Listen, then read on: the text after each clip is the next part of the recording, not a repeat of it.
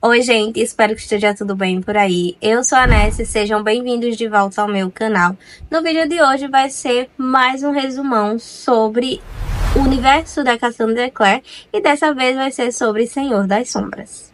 Se você leu Dama da Meia-Noite há muito tempo, não lembra muito bem o que aconteceu e vai pegar esse livro, eu sugiro que você assista esse vídeo aqui, né, que vai estar aqui nos cards, que é o resumo de Dama da Meia-Noite. E se você pretende ler Rainha do Ar e da Escuridão e não lembra nada do que aconteceu em Senhor das Sombras, ou se lembra vagamente, cá estou eu para lembrar você de tudo que aconteceu nesse livro, para que você entre em Rainha do Ar e da Escuridão com a mente fresca. Então, fica nesse vídeo que ele é para você. Bom, esse livro já inicia com o Kit lá na sala de armas do Instituto, planejando roubar essas armas para vender no mercado de sombras, né?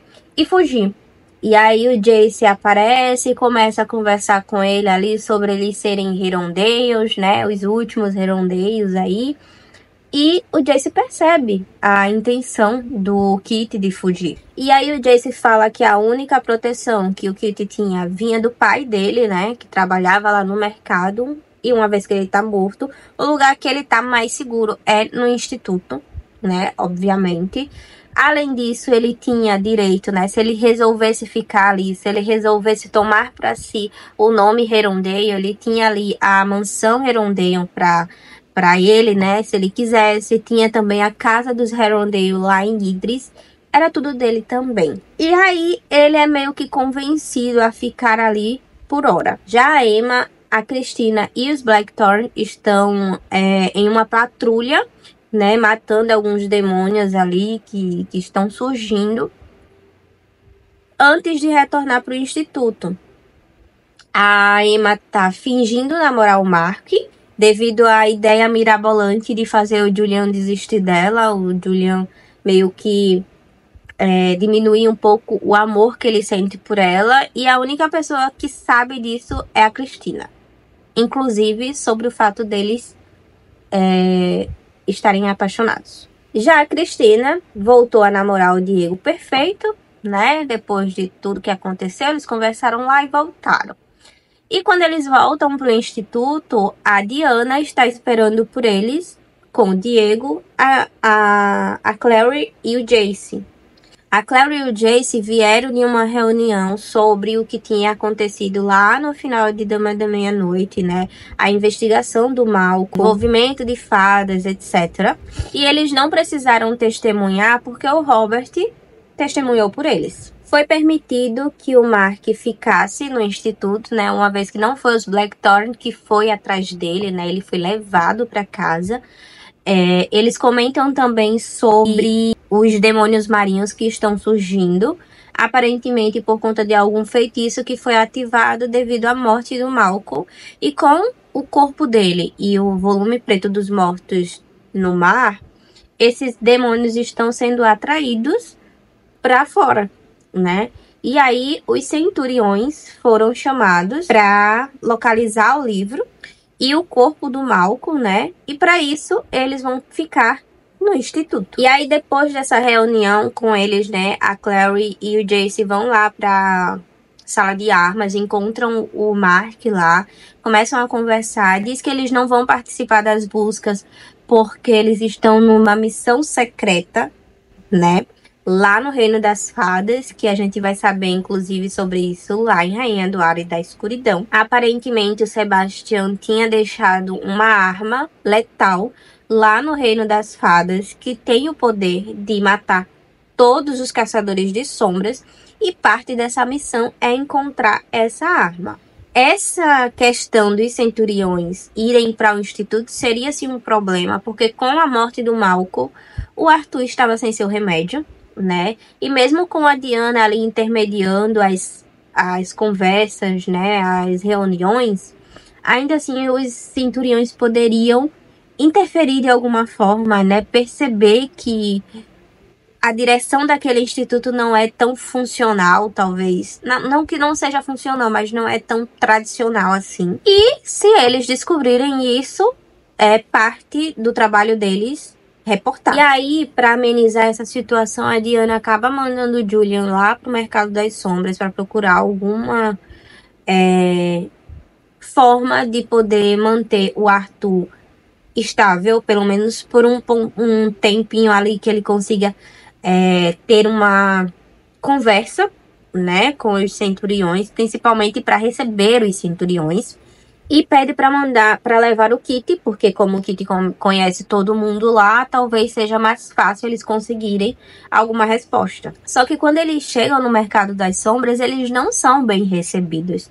Na verdade, eles são recebidos pelo Barnabas, que é o dono ali daquele Mercado das Sombras, que diz que eles não são bem-vindos, né, principalmente depois do que aconteceu com o Malcolm e com o Johnny. E nesse momento, o Kitty percebe que ele não seria acolhido no Mercado das Sombras se ele resolvesse fugir. E muito menos estaria seguro. Enquanto isso, lá no instituto, a Emma estava com o Mark no quarto quando a Clary chama ela, né? Então a Emma deixa o Mark lá dormindo e vai conversar com ela no telhado. E aí a Clary diz pra Emma, né? É a primeira pessoa que ela fala que o Jace pediu ela em casamento, mas ela negou porque ela tá tendo sonhos parecidos com aqueles sonhos que ela teve lá da Guerra Maligna. Sonhos esses que mostram que a morte dela está próxima e que ela não aceitou o pedido por achar que não tem tempo suficiente para permanecer com Jace, já que o casamento é isso, né? A promessa de você ficar, e ela não sabe o que poderia causar no Jace a morte dela, principalmente depois de um casamento. Enfim, vão na casa do mal com a Clary, a Emma, o Júlio, o Diego e o Mark procurar alguma pista, né, por lá. E lá eles encontram uma luva que aparentemente é de alguém do alto escalão ali da corte Ancili, e um tentáculo de demônio que eles acabam levando para o instituto. E aí o Kit tá treinando lá com a Liv e com o Ty na sala de armas quando a Clary chega e pede para eles irem para a biblioteca para poder começar a pesquisa sobre de qual demônio é aquele tentáculo e qual seria o motivo pelo qual aquela luva estaria na casa do mal. E aí o Mark fala que essa luva é de um príncipe, né, de um príncipe fada, e que ele não se separaria dessa luva por vontade própria. Então, ou seria em troca de uma marca, ou em troca de um favor especial, ou para selar uma promessa. Enquanto eles estão ali na pesquisa, o Ty percebe que a mão do Kitty tá machucada. E aí ele vai lá questionar o que foi que aconteceu. E o Kitty fala que socou uma parede quando ele tava com raiva. E o Ty oferece para fazer uma marca, né, um símbolo de cura nele. E ele aceita, só que ele já tinha negado essa mesma proposta para o Julian. E logo depois a Liv aparece dizendo que os centuriões chegaram e chamando o Ty para ir espionar, né, no lugarzinho secreto deles. E estende o convite para o Kitty, que obviamente ele vai também. Essa amizade, gente, é tudo para mim, de verdade. E aí, entre os centuriões está a Zara, que vai diretamente para o Diego, se apresentando como noiva dele. E aí a Cristina fica totalmente sem ação, porque até o momento eles tinham voltado. Ela sai, né, da sala, obviamente. O Diego não vai atrás dela. Quem vai atrás dela para conversar é a Emma. E o Diego simplesmente se tranca numa sala com a Zara. No outro dia, o Diego vai lá conversar com a Cristina, dizer que enviou uma carta para Zara, terminando tudo com ela antes de voltar o relacionamento com a Cristina. Que a Zara recebeu essa carta, e foi justamente por ter recebido essa carta que ela resolveu vir para o instituto também. E aí a Cristina pergunta se ele terminou com ela agora, né, já ali frente a frente, já que eles passaram um tempão numa sala conversando. E o Diego diz que não, que ele não pode terminar com ela, que é muito mais complicado do que a Cristina imagina, e pede para ela confiar nele. E aí a Cristina diz que já confiou demais e que Só não manda ele pra puta que pariu porque ela é muito civilizada, mas se fosse eu, mandaria. E enquanto isso, o Mark tá ali na investida na Cristina, né? Mesmo estando com a Emma. E a Cristina sempre se recuando, né? Recuando, porque mesmo que o relacionamento entre o Mark e a Emma seja um relacionamento falso, né? Ainda assim, a família precisa acreditar que é real. Então, não faria sentido a Cristina permitir essas investidas do Mark, né? Uma vez que ele tá com a Emma. Entre muitas aspas. Com o instituto extremamente cheio, né? Com a chegada dos centuriões, o Kit resolve tentar fugir. É pego pelo Tai. E o Tai meio que demonstra ali a sua vontade de investigação, né? De investigar casos criminais e tal. E deseja ter um parceiro, né? Um parceiro que não seja sua irmã, que já é uma parceira ali de alma. De início, o Kit fica ali relutante, né? Mas o Tai acaba o convencendo. Ele fala que acredita que os centuriões não estão ali pelos motivos que eles estão alegando estar.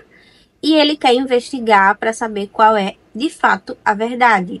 E ele precisa de ajuda. A Emma chama o Diego para conversar no jardim. Mas tudo fazia parte de um plano para ele pisar num formigueiro. Porque a Cristina fez a Emma prometer que não encostaria no Diego depois que ela contou o que tinha acontecido, né? E a Emma viu, né? Quando a Zara chegou lá dizendo que era a noiva dele. E a Cristina explicou a situação e fez a Emma prometer que não ia encostar no Diego, porque pela Emma ela teria enfiado uma adaga nele, né? E aí ele pisa nesse formigueiro, as formigas sobem na calça dele, ele fica todo empelotado, enfim. Ela não tocou nele, né, tecnicamente, mas ela arrumou uma forma bem mais criativa de vingar a amiga. Não julgo, faria o mesmo. E aí o Julian vai lá no porão, né, ou é no sótão, não lembro bem, falar com o Arthur, né, e a Emma o segue. Quando eles saem de lá, eles vão pra varanda, começam a conversar. O Julian diz que não sente raiva do Mark, né? Porque ele não sabe dos sentimentos que ele nutre pela Emma. Também não sente raiva dela, porque sabe que ela tomou a decisão certa. Mas é claro que rola um beijo ali, obviamente, né? Mas ela se permite lembrar da maldição e o afasta. Quando eles se afastam, né, eles percebem um cavalo alado ali na porta do instituto.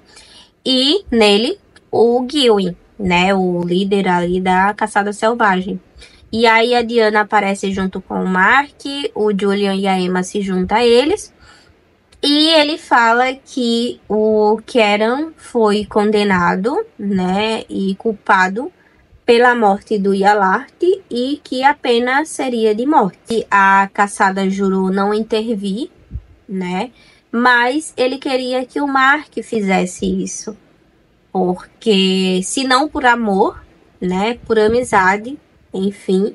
Mas o Mark nega. A traição do Kieran foi grande demais. Então, por mais que ele amasse o Kieran, ele não deixaria a família para ir intervir por ele lá na corte Ancile. Gilwyn vai embora, mas antes de ir, ele joga uma bolota nos pés da Diana. E aí o Mark diz que caso ela abra essa bolota, ela vai estar convocando o Gilwyn. E que ele só entregou isso para ela porque a admirou. E faz muito tempo que o Mark não vê o Gilwyn admirar uma dama. E aí a Diana fica ali meio vermelha, né, envergonhada, desconversa e diz que tem coisas melhores para resolver e entra. Depois do jantar, o Mark sumiu, o Julian percebe essa ausência dele, vai no quarto dele ver se ele estava lá. Não estava, mas ele notou que tinha algo ali e ele percebe algo estranho. Ele vai no quarto da Cristina, onde a Emma também estava, e chama elas duas para ir no quarto do Mark ver que as botas, a bolsa e o casaco dele tinha sumido. E nesse momento, a Cristina recebe uma mensagem de fogo do Mark, dizendo que ele não poderia deixar o Kieran morrer, né? Mas que ele logo voltaria para a família dele. Só que o Julian não ia deixar, né, ele ir sozinho pra corte Ancilla e resolve ir atrás dele. Obviamente, a Amy e a Cristina vão juntos. Eles acabam chegando lá na entrada do Reino das Fadas, antes do Mark entrar, né? Eles conversam ali, o Mark tenta convencer eles a voltarem para casa, mas, né, não era negociável ali a situação. E aí eles todos entram no Reino das Fadas para cumprir essa missão. Logo na entrada, né, do Reino das Fadas aparece uma puca que cobra um certo pedágio, né, para poder realmente entrar no reino. Esse pedágio dos outros 3 não é dito, mas o da Emma, a Puca pediu a estela nela, a mesma estela que o Jace deu para ela depois da Guerra Maligna. E que quando ela entrasse no reino, ela veria o rosto de alguém que ela amou e perdeu. E assim, né, todos dão algo à Puca ali e ela permite a entrada de todos. Enquanto isso, 2 coisas totalmente aleatórias acontecem, não tão aleatórias, na verdade. Primeiro, a Zara intrometida aparece no sótão, né, no quarto do Arthur, pra se intrometer, né? E a Liv dá um beijo no Kit. Na verdade, a Liv pede um beijo ao Kit. E depois a gente vai desenvolver isso aí. Enquanto isso, no instituto, totalmente desprovida ali de proteção, né? O sótão onde o Arthur fica, a Zara encontra no sótão, né? E vê, né? Ela entende o que tá acontecendo ali. E ela sai do instituto sozinha.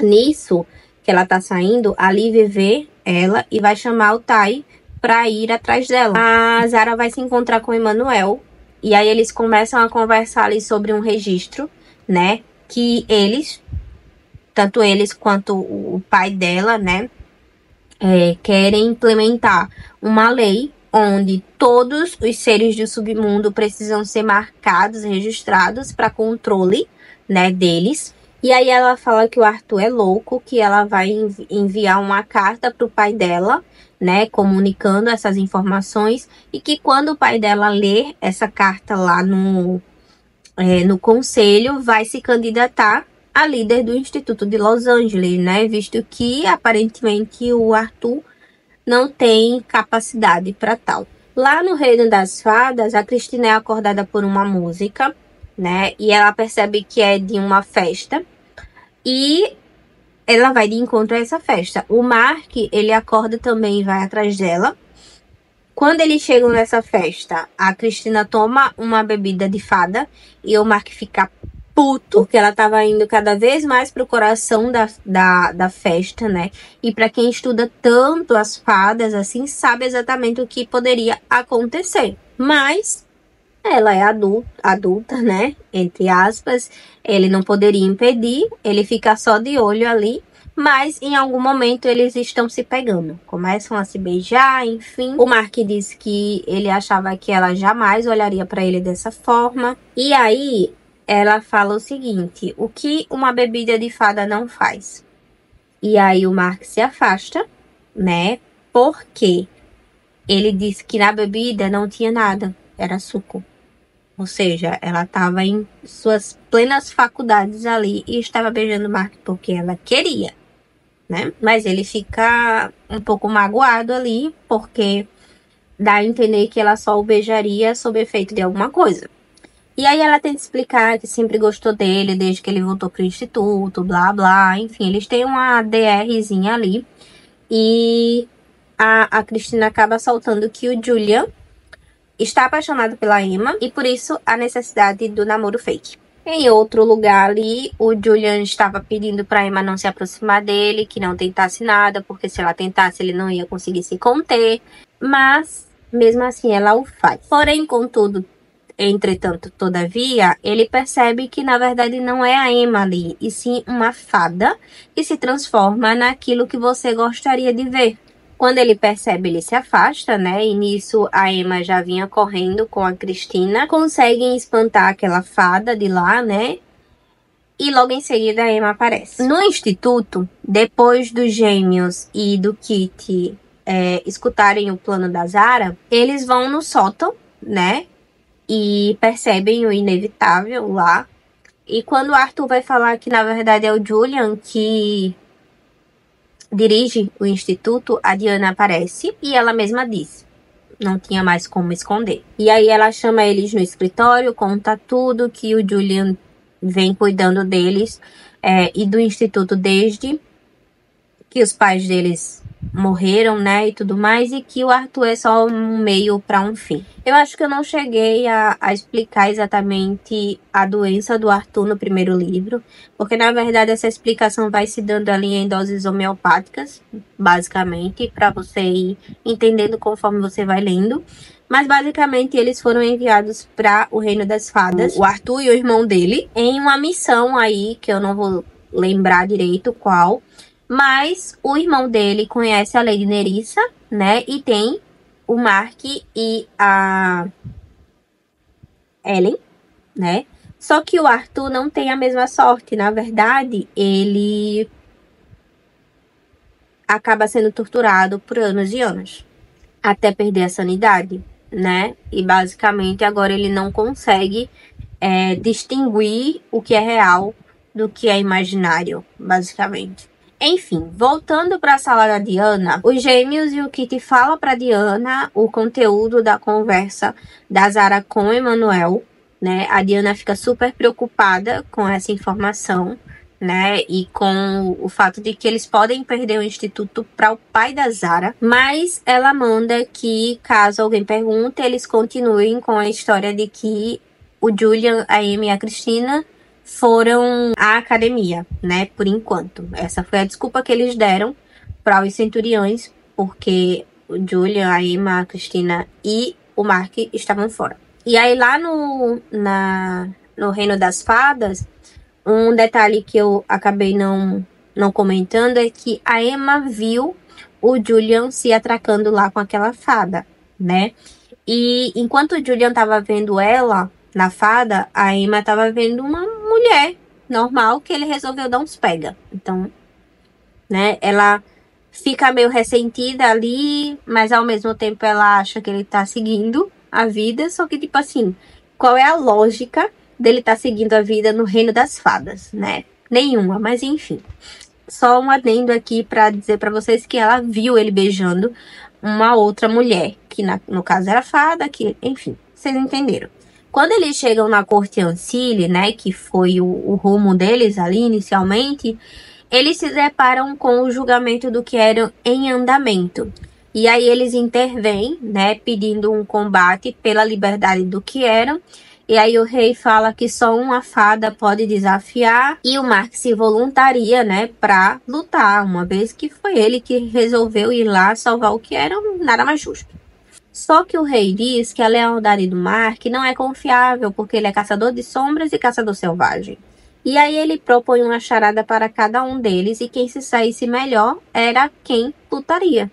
E o rei escolhe quem? A Emma, com certeza. E aí a Emma começa a lutar com o guerreiro lá que foi escolhido, né? Até derrubar ele no chão. E está prestes a dar o golpe final quando ela trava. O cara tava com um capacete e o rei pede para ela tirar o capacete por honra antes de dar o golpe final. E quando ela tira esse capacete, ela encontra o pai dela. Lembra lá no começo do capítulo, talvez, não sei, que a Puka diz que ela iria ver alguém que ela amou e perdeu? Então. E aí ela diz que não o mataria e que não o deixaria no reino. Acaba se rendendo. Só que a gente sabe que não é o pai dela mesmo, né? É uma fada ali que se transformou no pai dela. E aí o Julian vai até o Elric, que é irmão do que era, né? Um príncipe fada também. O mesmo príncipe que capturou o que era, na verdade. E coloca uma faca na garganta dele, para poder barganhar ali com o rei, porque o Elric é, além de tudo, o filho favorito ali do rei. Enquanto isso, né, a Emma tá lá se recusando a matar o pai dela, o Julian tá com a faca na garganta do príncipe Eric, e o Mark tá lá soltando o Kieran. E aí, quando o Mark solta o Kieran, ele percebe que ele foi torturado até o ponto de ter esquecido tudo o que aconteceu, o que ele fez com o Julian, com a Emma, tudo, ele não lembra de nada. Consequentemente, ele não lembrava que tinha terminado com o Mark, né? Que o Mark tinha terminado com ele.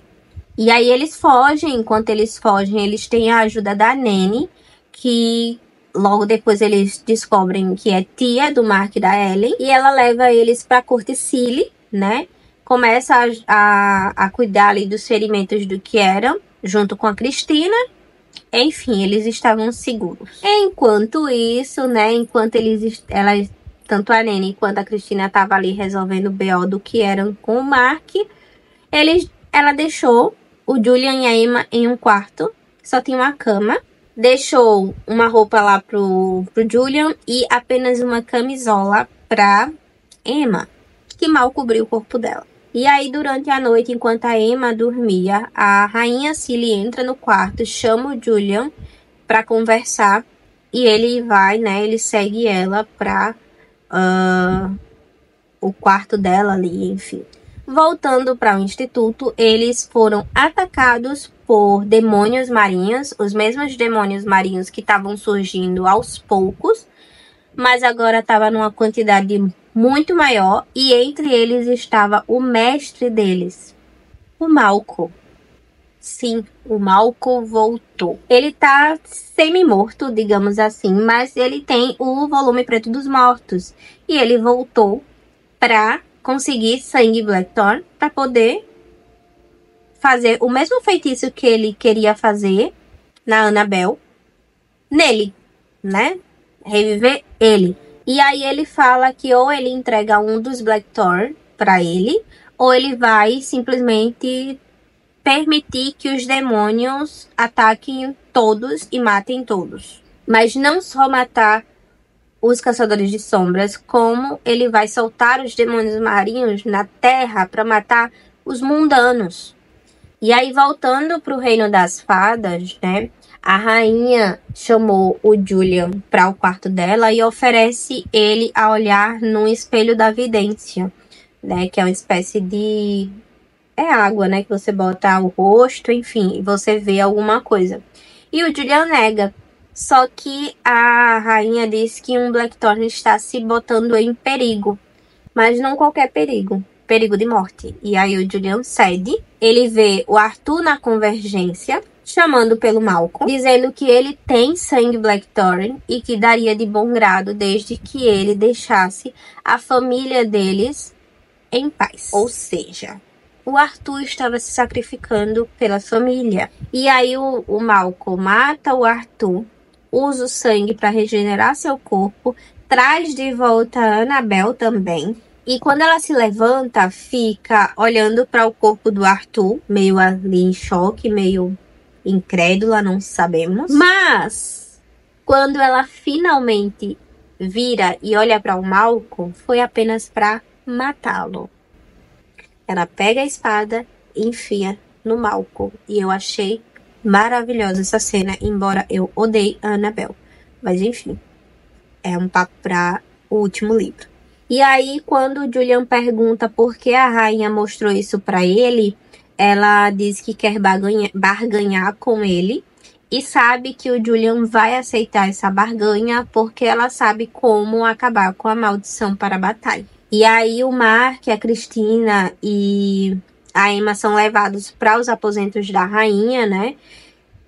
O Julian fala o que acabou de ver, né? O que foi que aconteceu. E a rainha começa a falar o que ela quer. E basicamente o que ela quer é que eles encontrem a Annabelle e o livro preto dos mortos e leve para ela. Caso eles sejam bem-sucedidos, ela vai unir forças com os caçadores de sombras contra o rei Ancile, né, que está profanando ali as terras dos caçadores de sombras e vai também profanar as terras dos mundanos. E essa profanação vai levar a incapacitar as armas que são usadas pelos Nephilim, né? Obviamente, tendo uma vantagem ali numa guerra futura. Ou seja, fim da Paz Fria, e com isso eles conseguiriam trazer a Ellen e a Aline, né, que tá junto com ela, de volta. E aí o Julian pede que a Ellen volte antes do fim da Paz Fria mas a rainha diz que tem coisas que nem ela consegue fazer, né? Mas o Julian tá sempre um passo à frente e fala que ela pode solicitar que a Ellen e a Aline sejam as informantes dela, né? Levando as informações da Clave até ela, e assim eles precisariam trazer de volta a Ellen, independente do fim ou não da Paz Fria. A rainha acaba acatando, né, isso, desde que eles encontrem o volume preto dos mortos e leve para ela. Mas por hora, o Kieran seria aquele que se reportaria em nome dela à Clave, né? Ele falaria por ela para a Clave. Mas para isso ele precisaria jurar lealdade a um dos Nephilim, e ele escolhe o Mark, né? Só que o Julian, ele não permite, porque um juramento desse não pode haver ali amor envolvido. Então, o Kieran olha de um lado a outro, se direciona para Cristina e jura lealdade a ela. E aí, com isso, a rainha chama o Gilwyn para levar eles de volta para o mundo deles, né? E iniciar a jornada que ela solicitou. Ah, e uma coisa que eu esqueci de mencionar, mas que é uma informação importante um pouquinho mais à frente, é que enquanto eles estavam ali naquela festa, né, o Mark e a Cristina, a mesma fada que deu a bebida para Cristina pegou uma linha vermelha e amarrou não, né, só meio que enrolou ali na mão da Cristina e na mão do Mark, forçando eles a dançarem juntos lá. E essa é uma informação importante, um pouquinho lá na frente vocês vão saber por quê. No Instituto de Londres só morava uma caçadora de sombras, que é a Evelyn. É uma senhora, né, já, com a sua criada, e também a Jessamine, que basicamente ela é uma fantasma que assombra o Instituto de Londres. E foi para lá que os Blackthorn foram mandados, né, enquanto estava acontecendo ali aquela guerra. Guerra não, né? Tava acontecendo as negociações entre o Arthur e o Malcolm. A Diana abre esse portal para enviar eles para lá, para que eles pudessem ficar seguros, né? O Kit desmaia, né, durante a viagem de portal, então ele perde a parte onde o Arthur não passou pelo portal. E aí a Diana e as crianças estavam ali especulando, né, o motivo pelo qual ele não passou, mas há 2 dias eles não tinham notícias do Arthur, né, e aparentemente a questão ali tinha sido sanada. Mas a Diana ainda não estava convencida, né, então ela permaneceu em Londres por hora. E aí o Gilwyn leva a Emma, a Cristina, Mark, Kieran... Ai, é muita gente. E o Julian diretamente para o Instituto de Londres, né? E aí chama a Diana, né, para recepcioná-los. E o Gilwyn aproveita para chamar a Diana para sair e ela aceita. E quando ele vai embora, a Diana começa a contar o que aconteceu no instituto, o Julian começa a contar o que aconteceu no Reino das Fadas e o que ele viu no Espelho da Vidência, né? A morte do Arthur, né? O sacrifício que ele fez pelos Blackthorn. A Emma terminou o relacionamento com o Mark, o Kieran estava ali tentando se reaproximar do Mark, mas a ferida, né, do que aconteceu estava muito latente no Mark para que ele desse uma nova chance para o Kieran.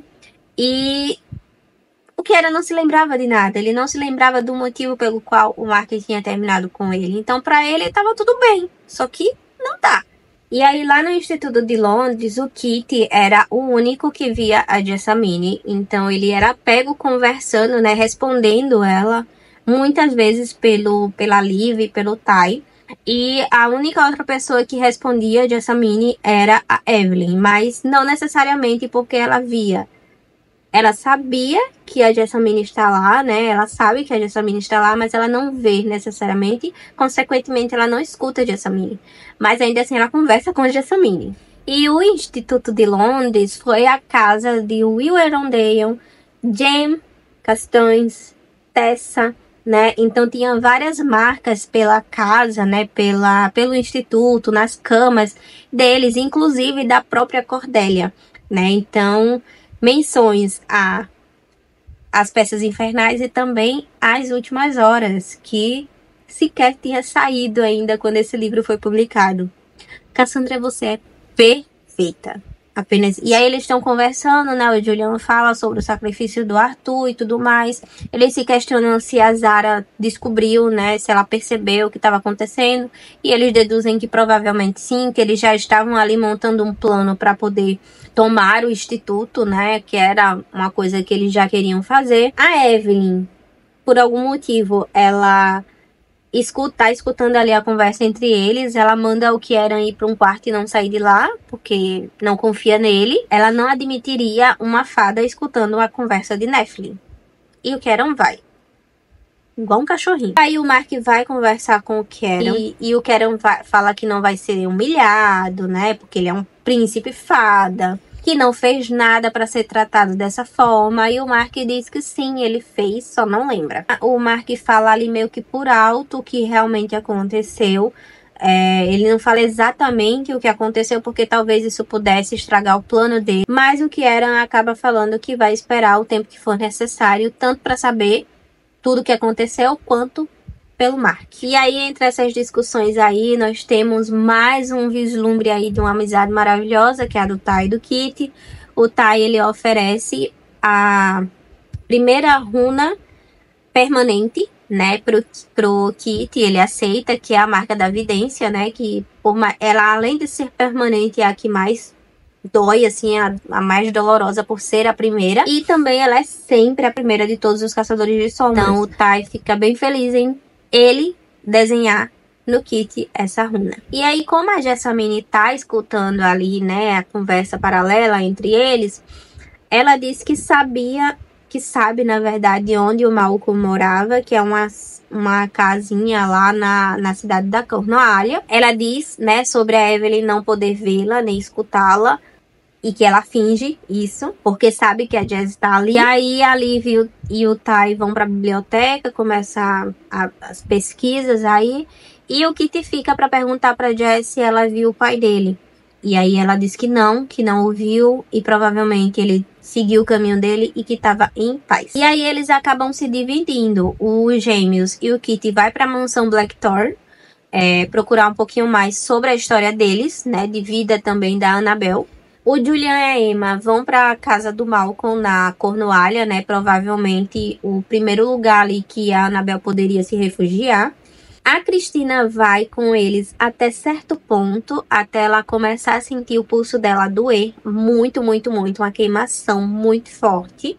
Quanto mais ela se afastava, mais dor ela sentia, até que o pulso começou a sangrar. E quando ela voltou para o instituto, ela percebeu que o Mark estava sentindo a mesma coisa. Ou seja, com isso eles tiveram certeza que aquela fita, né, que foi enrolada ali na mão deles para eles apenas dançarem naquela festa, foi nada menos que um feitiço de amarração. A Diana foi para Idris e lá ela é encontrada pelo Emmanuel, que acaba levando ela para o Guard. Chegando lá, ela encontra a Consuleza e ela conta sobre os planos da Zara. A Consuleza conta para Diana que a Zara estava sendo considerada e chamada como se fosse a nova Jace Herondale por ter matado Malcolm e acabado com o ataque ao Instituto de Los Angeles, né? E aí a Diana fala que é tudo mentira, uma invenção, uma história, um conto de fadas, basicamente. Porém, ela não tinha como provar sem colocar os Blackthorn em risco. Já no instituto, o que eram a Cristina e o Mark iniciavam uma espécie de relacionamento ali cheio de mágoas, desejo, segredos, que eventualmente evoluiria para um trisal. E aí o Kieran se oferece para ir até o irmão dele, perguntar se ele sabia como reverter o feitiço de amarração. Em Idris, a Diana vai conversar com a Dia, falar que o Kieran sabe parte dos planos do rei Ancili e que ele está disposto a testemunhar contra o pai. Ela também fala que não quer que o De Arbor, né, que é o pai da Zara lá, assuma a liderança do Instituto de Los Angeles, mas que infelizmente ela não pode tomar a frente e assumir essa liderança, né? Ser a líder do instituto. E aí a Dia dá o relatório da Zara, né, sobre a morte do Malcolm para Diana, para que ela estude esse relatório e identifique a ponta solta ali que prove que não foi a Zara que matou o Malcolm. Na Cornualha, o Julian e a Emma encontram a casa lá que o Malcolm se escondeu com a Annabelle há 200 anos, né, e que provavelmente pretendia morar com ela novamente, caso ele conseguisse trazer ela de volta, né? Enfim, mas ele teve os planos um pouco desviados, digamos assim. E aí, dentro dessa casa, eles encontram 3 diários enormes do Malcolm, quando ele tinha ali o início, né, desses diários, quando ele tinha 8 anos de idade, e começam a ler para ver se eles encontram alguma coisa ali que possa ajudar. Na mansão Blackthorn, os gêmeos e o Kit estão lá vasculhando. O Kit encontra um cristal de aletheia da Annabelle, que geralmente carrega memórias de alguém, né? Mas esse cristal é magia de feiticeiro. Então ele sugere que eles vão lá no Mercado das Sombras encontrar um feiticeiro que possa ajudá-los a ver o que tinha nesse cristal, e quando eles chegam lá, eles encontram o Shade. E aí, nesse cristal, contém o julgamento da Annabelle, né, com a Clave, né, ela se negando a falar qualquer coisa sem estar com o Malcolm, e eles dizendo que ele tinha fugido, né, que o Malcolm tinha fugido, quando na verdade isso é mentira. E mostra também que eles decidiram dizer que a Annabelle virou uma irmã de ferro para que o Malcolm não se tornasse ali um problema e continuasse leais aos Nephilim. Depois que eles veem essas cenas, né, o Kit escuta alguém gritando o seu nome. Quando ele vira, ele encontra o Barnabas full pistola por ele estar no Mercado das Sombras, né? Começa a falar que eles são espiões, blá blá blá. Ele tá junto com um bando ali de lobos que ele ordena a acabar com eles, né? O Kit tenta ali recorrer ao fato de que ele era filho do Johnny Rook, né? Mas tanto faz como tanto fez, esse nome nem é mais falado no Mercado das Sombras. Eles começam a lutar, né, da forma que eles conseguem ali, mas em algum momento Magnus Bane aparece para interceder por eles. A Liv foi atingida de forma que ela ficou desacordada, mas o Magnus afirmou ali que ele conseguiria ajudar ela e acabou levando eles para um instituto através de um portal. E aí, lendo os diários do Malcolm, a Emma começou até a simpatizar com o feiticeiro, viu? O Julian saiu da casa, escutou um barulho e acabou, enquanto ele olhava aos redores, encontrando a Annabelle. Ela fala que está bloqueada a entrar na casa por ter matado o Malcolm, né? Algo que o Malcolm colocou, né, na casa, algum feitiço para quem o matasse não pudesse entrar na casa, ou enfim. Ela confirma que foi o Rei Uncili que ajudou o Malcolm em tudo e que a praga é obra do Malcolm também. Ela conta que ficou durante 5 anos com a consciência viva, enquanto o Malcolm tentava de todas as formas possíveis revivê-la, e isso foi deixando ela irritada, né? E ela tava super falando, né? Mas aí a Emma aparece, ela fica assustada e sai correndo tão rápido que eles não conseguem nem mesmo segui-la, né? Não viram pra onde ela foi. E aí o Julian entra, né, na casa novamente com a Emma e eles vão dormir. Mas eles não conseguem, né? Juntos, na mesma cama, sozinhos. Quando a Emma acorda, ela tá meio que enroscada ali no Julian e ela meio que se assusta. Tenta sair de fininho, né, pra não acordar ele. Totalmente sem sucesso, porque ela leva uma queda da cama, ele acorda, ela disfarça ali e diz que vai tomar banho. No instituto, o Magnus levou a Liv para a enfermaria, né? O Alec já estava lá com os filhos, que ele deixou com a Cristina, para poder ajudar o Magnus com a Liv. Mas, passado o susto, a Cristina vai no quarto do Mark conversar com ele. Ele tá meio que se culpando pelo que aconteceu. E aí a Cristina fala para ele não se culpar, porque os gêmeos sabem que o Mercado das Sombras é proibido, né? Eles foram porque são imprudentes mesmo, e que ele não sabia, né? Não tinha como saber que eles iriam desobedecer. E aí ele aproveita e pede para Cristina dormir com ele, mas a Cristina nega. Mais uma cena fofinha da minha amizade favorita nesse livro. O Kit, aliás, o Tai, ele tá tendo uma crise muito forte, né, pelo medo de perder a irmã. E aí o Kit chega nele, pergunta o que pode fazer por ele, como é que ele pode ajudar. E o Tai diz que só precisa que ele o abrace bem forte para que ele sinta, né? E assim o Kit faz. Então eles ficam lá abraçadinhos até que o Tai se acalme, né? E saia dessa crise. E aí a Diana tava lá, né? Analisando os relatórios da Zara e percebeu que todos os feitos da Zara acontecem sem ninguém estar por perto para ser testemunha do que ela fez. Conveniente, né? Bem conveniente. E aí o Gillen aparece na janela, chama ela abre e tal, e ele chama ela para um passeio, né? E ela aceita, sobe lá no cavalo ao lado dele e eles vão para esse passeio. Ele leva ela para um lugar bem verde, assim, arborizado, onde ele preparou um piquenique para ela e começam a conversar. Aí, em algum momento ali da conversa, a Diana se levanta e percebe que ao longe, assim, a praga tá se espalhando. E aí ela pede para ele levar ela de volta, porque ela precisaria ir para Alicante. Enquanto isso, no instituto, eles estavam na biblioteca, né, procurando mais informações sobre o livro Preto dos Mortos e sobre com quem o Malcolm estava trabalhando lá em 1800, porque nessa época o rei Ancile não odiava os caçadores de sombras a ponto de iniciar uma guerra.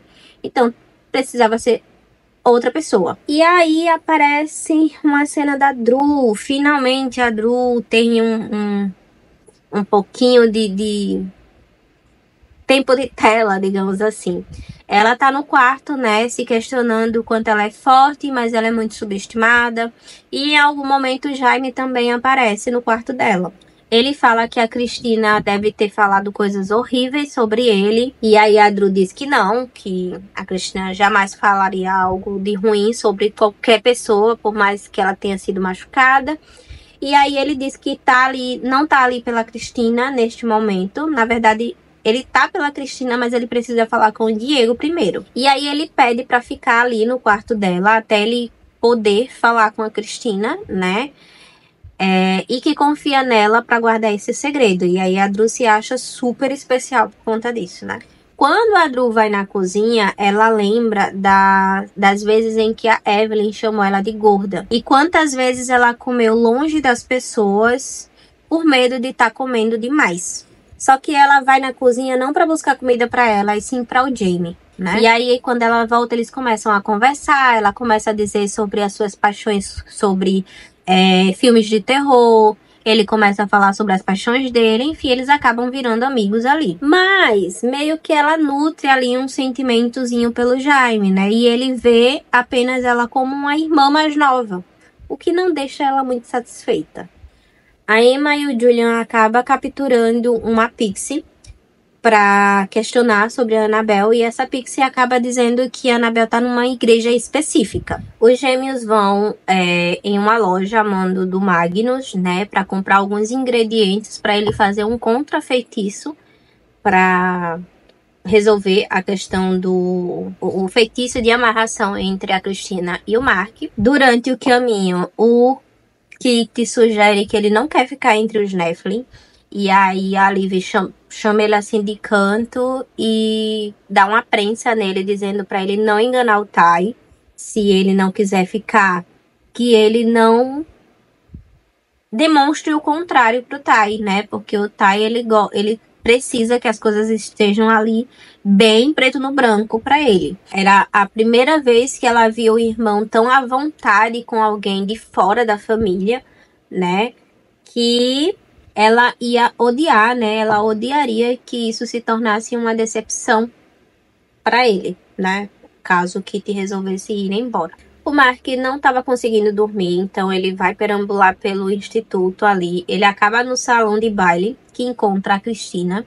E lá ele chama ela para dançar, mesmo sem música. Em algum momento, eles se beijam e o Kieran aparece. E vê, obviamente. Mas ele não parece chateado, muito pelo contrário. Ele chega mais perto e toma a Cristina nos braços para ele também. E aí começa a dançar com ela ali também, né? E Quando eles terminam essa dança, ele beija ela no rosto.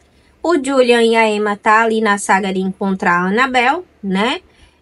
Eles chegam na determinada igreja ali que a Pixie falou e eles encontram um bilhete da Annabelle que diz que ela planejou tudo, né, para que eles fossem até ali, para que as Pixies falassem que ela estava ali quando não estava e era tudo a armação dela. Fala também que ela não foi a única que o volume Preto dos Mortos trouxe de volta e eles são atacados por demônios, batalham, né, e conseguem matar todos os demônios ali, mas a Emma é ferida.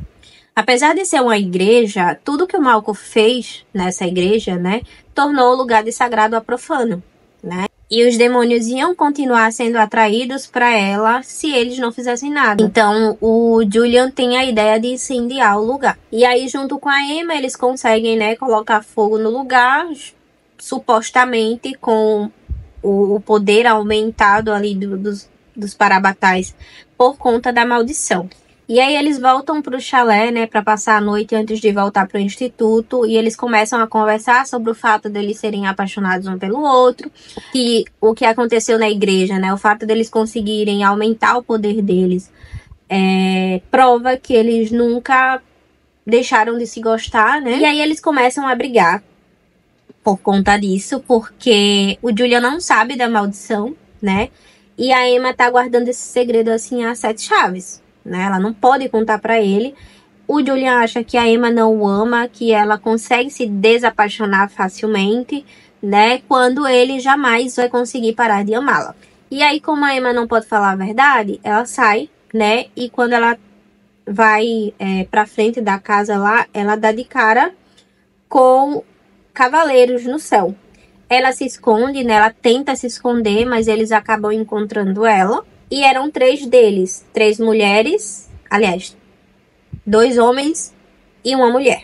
E aí eles falam que querem o volume Preto dos Mortos, a Emma diz que não o encontrou, eles não acreditam, o Julian aparece. Eles percebem que o chalé tem proteções, por isso eles não conseguem entrar, né, no lugar e pegar toda a papelada que o Julian e a Emma acabam reunindo, né, inclusive os diários do Malcolm. E aí o Julian começa a barganhar. Claro, perguntando, né, se o que é que o rei daria a eles caso ele entregasse o volume Preto dos Mortos para eles, mas os cavaleiros não cedem e ameaçam atacar. Na verdade, eles ameaçam as crianças, né, porque como eles não conseguem entrar, eles poderiam simplesmente ficar dentro da casa de boas, mas eles ameaçam os Blackthorn que estão no instituto. E aí a Emma ataca, ela não consegue e ela ataca.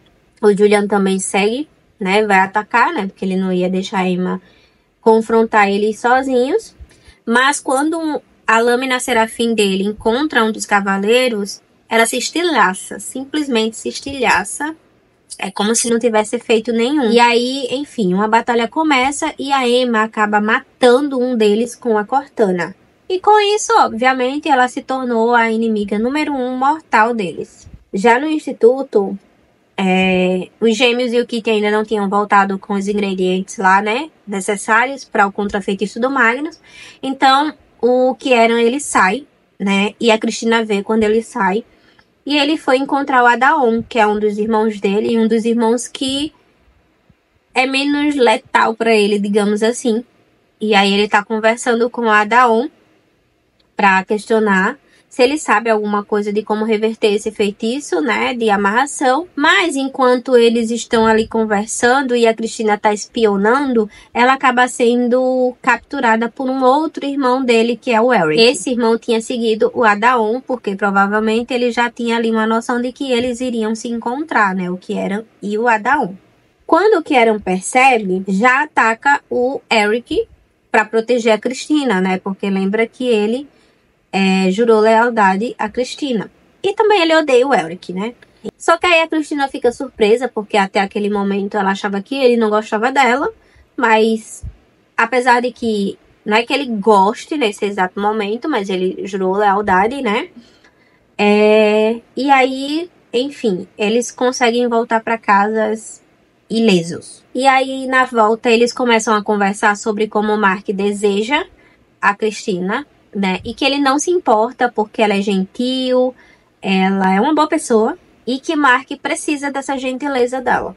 E aí, quando eles entram no instituto, dão de cara com o Mark, comentam lá o que foi que aconteceu e que o Adaun tinha comentado com eles, né? Tinha dito que o rei Ancili mandou 7 cavaleiros para Londres para poder ir atrás do volume preto dos mortos. E aí o Kit, Tai e Liv estavam fora do instituto, portanto, à mercê ali dos cavaleiros, assim como a Emma e o Julian.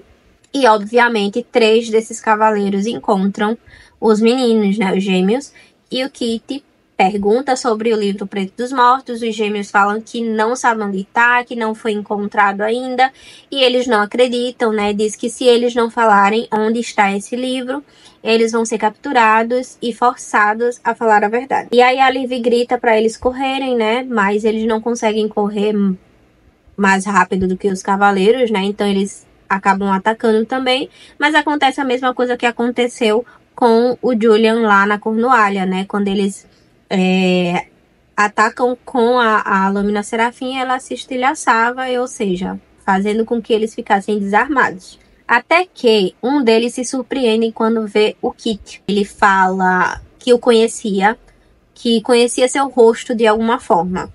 E o Kit fica tipo, que? Nunca te vi na vida. E aí o Gimli aparece com a Diana, ele fala que as crianças estão sob proteção dele e manda os cavaleiros irem embora, se afastarem. Só que nesse momento eles sentem que um dos irmãos morreu. E não foi porque o Gimli pediu para eles se afastarem, mas sim porque eles sentiram isso, que eles realmente vão embora. E aí lá na Cornualha, quando os cavaleiros vão embora, levando o cara lá morto, eles voltam para dentro do chalé, né? E finalmente a Emma admite que ama o Julian, que nunca parou de amar ele, que nunca amou o Mark, enfim. E aí o Julian fala que a rainha sabe como romper a maldição, mas que para isso precisaria ser rompido todas as ligações parabatais. Enquanto isso, no instituto estava todo mundo apreensivo, porque ninguém sabia onde o Tai, o Kit e a Liv estava, né? O Mark estava super preocupado, tentando entrar em contato com eles e não conseguia. A Dru também tinha sumido, mas ela estava no instituto, tanto é que a Cristina encontrou ela. E quando encontra ela, a Dru pede para ela ir com ela no quarto. E aí quando a Cristina entra no quarto da Dru, ela encontra o Jaime. E aí ela corre para abraçar ele, mas depois começa a dar um sermão por ele ter desaparecido. E aí ele pede desculpas para ela, entrega uma carta para Cristina, né? Ele fala que o noivado do Diego e da Zara não é um noivado real, assim. Tipo, não tem sentimentos, basicamente, pelo menos não da parte do Diego, que a família da Zara quer fazer com que a relíquia de fada funcione, né? Uma relíquia de fada funcione, mas que essa relíquia só funciona apenas por um Rosales, né? No caso.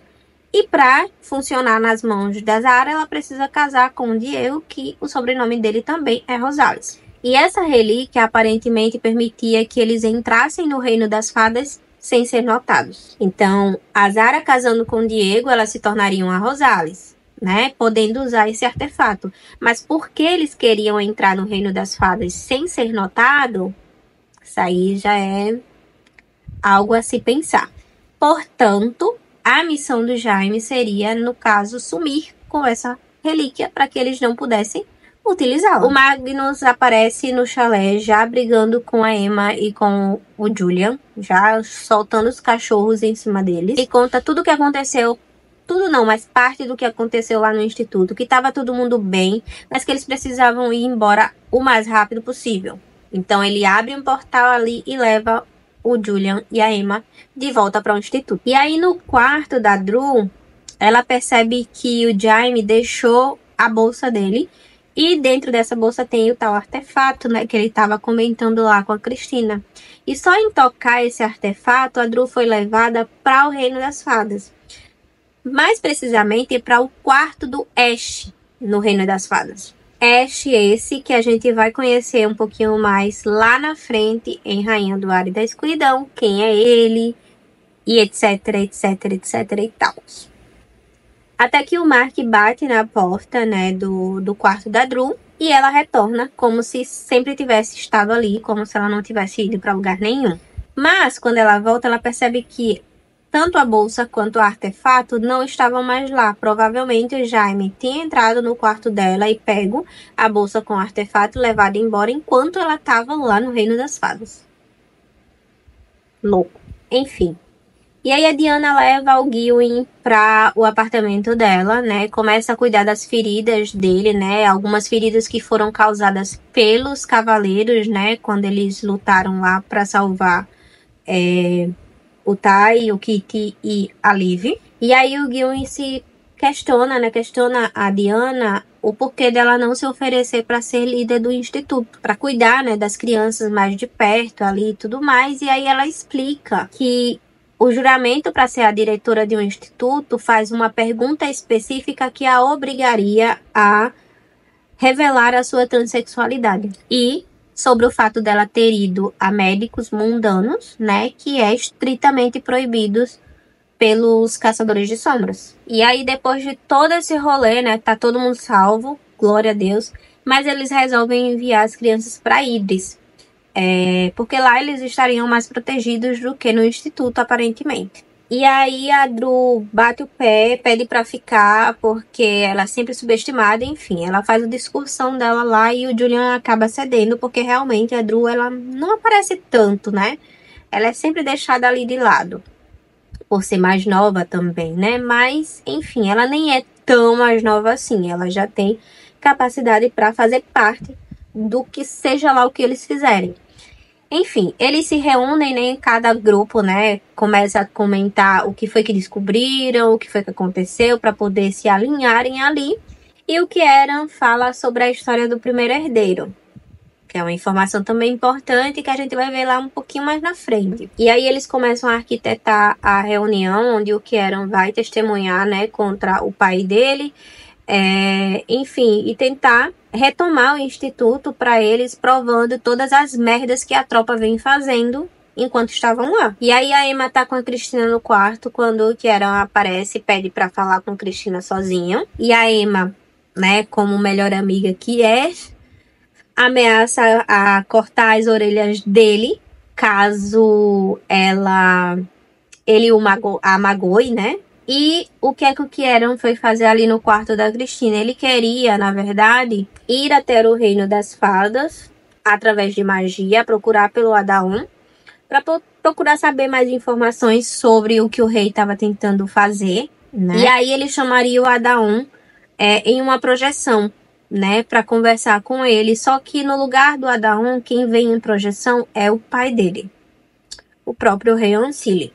Apenas para dizer que se ele testemunhasse contra ele para a Clave, ele iria matá-lo. Além disso, o rei trouxe as memórias do Kieran de volta.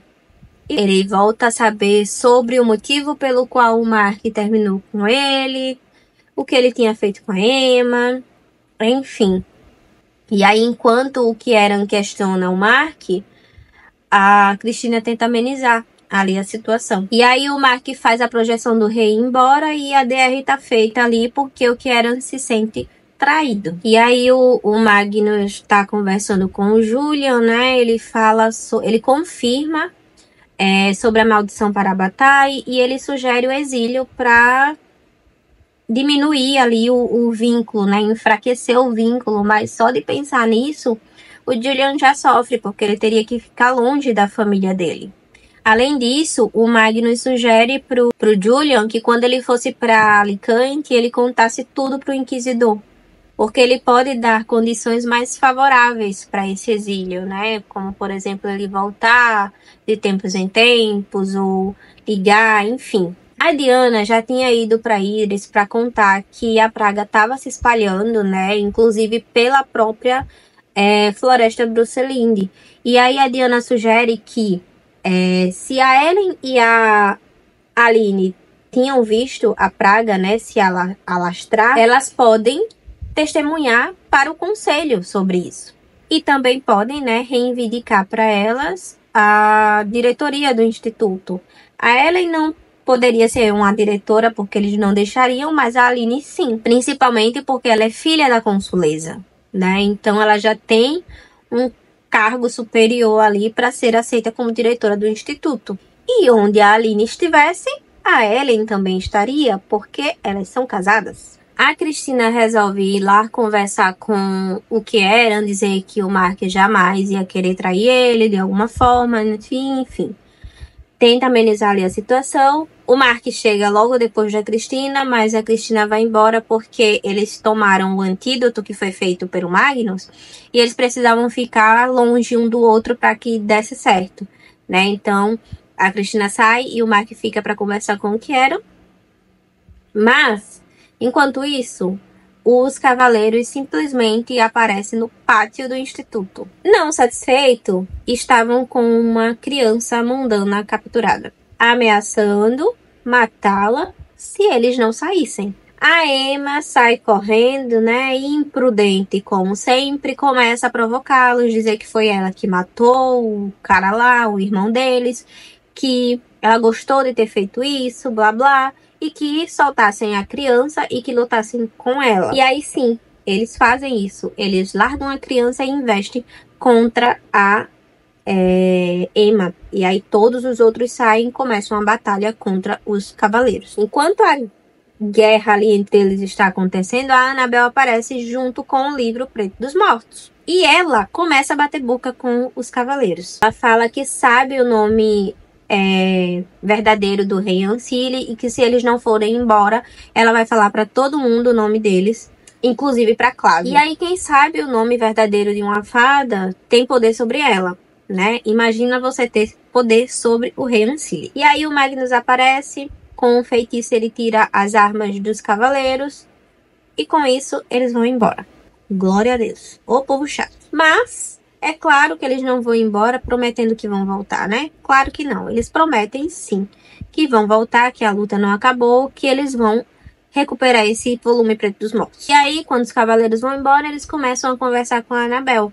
Questionam o que é que ela tá fazendo ali e ela diz que ela recebeu uma carta do Tai. E aí eles levam ela para a biblioteca e ela diz que só vai falar com o Julian.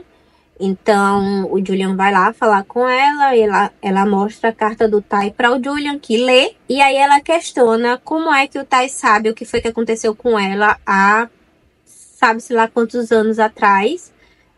E o Julian sabe sobre o colar de Aletheia e ele comenta sobre isso. E aí o Julian tenta convencer ela a ir para Idris, testemunhar e dizer que foi ela que matou o Malcolm e não a Zara, né? Com isso, ela ia fazer justiça e, né, promete protegê-la, se ela puder fazer isso por eles. E aí o Julian mostra uma pintura da Emma para ela, para poder ligar a história de alguém que amou alguém que não devia e quais seriam as consequências disso, para poder ligar a história deles dois, né? Ela se apaixonou por um feiticeiro e foi punida por conta disso, e ele se apaixonou pela Parabatai dele. Então, ele estava também correndo esse risco de ser punido. E aí o Julian fala que a Zara tá levando todo o crédito por ter matado o Malcolm. E quando o Julian fala o sobrenome da Zara, ele consegue a atenção da Annabelle, porque esse sobrenome foi o sobrenome de um dos caras lá que fazia parte da Clave quando ela foi julgada. E ela aceita ir testemunhar na Clave. No dia da reunião, o Julian e a Emma vai falar com o Inquisidor, né? Conta tudo o que aconteceu, como é que eles se sentem, e o Inquisidor aceita ajudá-los. Já no Guard, né? Eles estavam ali aguardando a reunião começar, mas a tropa estava fazendo o que eles fazem de melhor, que é irritar. Quando a reunião finalmente começa e a Annabelle é chamada para testemunhar, a confusão tá feita. E aí o Dearborn começa a chamar o tio deles de louco, que não era uma boa ideia ela tá testemunhando, e a Annabelle começa a falar por cima dele, dizer que ela sabe o que foi que aconteceu, que foi ela que matou o Malcolm, que o rei Ancile conseguiu uma forma de neutralizar os poderes dos Nephilim, né, com essa praga. Enfim, o Julian confirma que foi ela que matou o Malcolm, e aí a tropa começa a gritar, dizendo que eles são mentirosos e tudo mais, e que para comprovar que eles não estão mentindo, a Annabelle precisaria segurar a espada mortal. Só que a Annabelle foi torturada pela espada mortal. Aí vocês acham mesmo que ela ia ficar de boa em segurar esse instrumento novamente? Não, né? Mas, mesmo com medo, ela segurou a espada mortal e começou a responder todas as perguntas que estavam sendo feitas, inclusive se ela matou Malcolm e, enfim, ela confirma que matou e que a Zara estava mentindo, enfim. Mas a tropa começa o fuzuê novamente, totalmente indignados, e começa a jogar objetos contra a Annabelle. Enfim, e aí o Julian entra no meio, pede pra parar, né? E a tropa começa a dizer que a espada mortal não funciona nela porque ela nem tá viva direito, enfim. Morro. E aí a Annabelle tá muito arisca, né? Tá muito assustada com a rebelião ali que a tropa tá fazendo. O fato dela ter estado segurando a espada mortal, que ela foi torturada por horas e horas a fio, né? E aí o Robert tenta chegar perto dela pra acalmar ela, né? Só que ela tá tão assustada que ela pega a arma, a espada mortal, e acaba matando o Robert. E aí a Cristina pede pro Diego ir ajudar o Kieran a se esconder, né? Porque se eles estavam fazendo isso com a Annabelle, imagino que eles não fariam com o Kieran, né? E aí o Diego leva ele pra Scalomance, porque é um lugar que ele estaria salvo. Ainda no salão, né, a Emma e o Julian tentam chegar perto da Emma, da Annabelle, amenizar a situação e tudo mais, mas ela tá muito assustada e muito desconfiada, né? Então a Emma não tem outra opção senão atacar com a Cortana, e a Emma acaba quebrando com a Cortana a espada mortal. Ela quebrou um instrumento mortal. Mas isso assusta tanto a Annabelle que ela pega a mesma espada quebrada e enfia na Liv. Porque a Liv estava tentando chegar perto ali para poder ajudar o irmão dela, que também estava chegando perto, e acaba recebendo o golpe. E ela dá o golpe na Liv e simplesmente foge. E tipo, ninguém vai atrás dela porque tá todo mundo sem reação. E a reação que tem é ir de encontro a Liv, que acabou de ser atingida. Mas a raiva que a Emma sentiu foi além da tristeza que ela estava sentindo. Então ela vai atrás da Annabelle e ela até consegue alcançar. Mas uma espécie de portal é aberto e a mulher simplesmente some. E fim. É assim que acaba. Porém, nessa edição aqui, ó, que as lombadas se completam, tem 3 cenas deletadas nesse livro. E eu vou comentar um pouquinho sobre elas com vocês também, porque nem todo mundo tem essa edição. Essa edição aqui, por exemplo, não tem essas cenas, tá? A primeira, a Emma tá na praia, né, umas 5 horas da manhã, pensando na Tessa e no Jem, na história de amor deles, né? E aí o Julian acaba se juntando a ela, eles começam a conversar sobre isso, né? Sobre o fato de que eles se encontravam uma vez por ano, né? A Tessa e o Jem. Spoiler de As Peças Infernais, inclusive. Então, eles se encontravam, né, uma vez por ano, até que eles puderam ficar juntos para sempre, assim, né? Falam também sobre a diretoria do instituto, né? A Emma sugere a Aline, né? Justamente porque a Ellen pode voltar a ficar no instituto, ou até mesmo a Cristina. E aí a Emma fala sobre amor, né?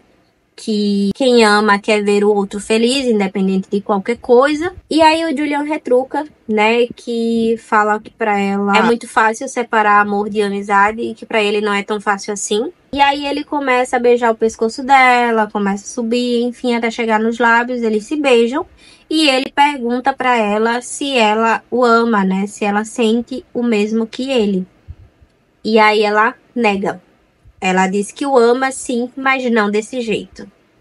A segunda é a cena do chalé mais explícita, digamos assim, basicamente, né? Eles se pegam lá no chalé e tudo mais, e essa cena deletada, ela é mais abrangente, certo? Não chega a ser, não acho que chega a ser explícita, mas ela é mais detalhada, tá? E a terceira é uma cena da Clary e do Jace no Reino das Fadas. A Clary acorda de um pesadelo, o Jace questiona se ela quer contar o que foi que ela sonhou, ela diz que não, mas basicamente esse pesadelo é sobre a morte dela, que ela tinha contado lá pra Aemma. E aí eles começam a se beijar e tudo mais, e a Clary começa a lembrar do pedido de casamento e do motivo pelo qual ela não aceitou o pedido. Mais uma cena um pouco detalhada do casal, dessa vez Clary e Jace. É isso, gente. Eu espero que vocês tenham gostado de acompanhar esse resumo, que eu tenha refrescado aí suas memórias com relação a esse livro, para que você possa ir para a Rainha do Ar e da Escuridão bem mais de boas, digamos assim. E aguardem que muito em breve eu vou trazer o resumo de Rainha do Ar e da Escuridão também. Esse vídeo vai dar talvez 1 hora, não sei. Mas bruto já tem quase 2, tá? Então valorizem, valorizem. Curta esse vídeo para que ele chegue a mais pessoas, se inscreve no canal se você ainda não for inscrito e ativa o sininho para não perder nenhum conteúdo aqui do canal. Comenta aqui embaixo o que você tá achando dessa série de vídeos de resumos do universo dos Caçadores de Sombras. Até o próximo vídeo.